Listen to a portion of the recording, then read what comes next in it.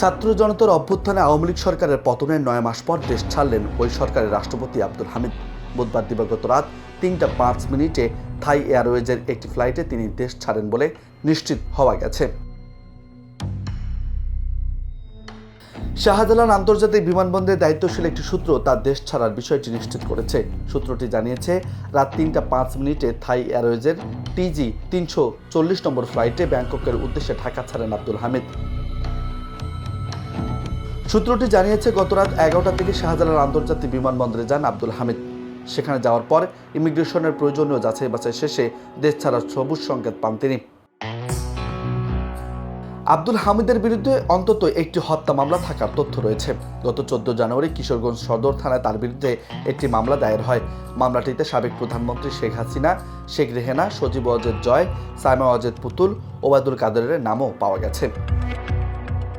14 জানুয়ারি আব্দুল হামিদের বিরুদ্ধে মামলা হওয়ার আগে কিশোরগঞ্জ জেলা আওয়ামী লীগ নেতাদের আসামি করে প্রায় অর্ধশত মামলা হয়।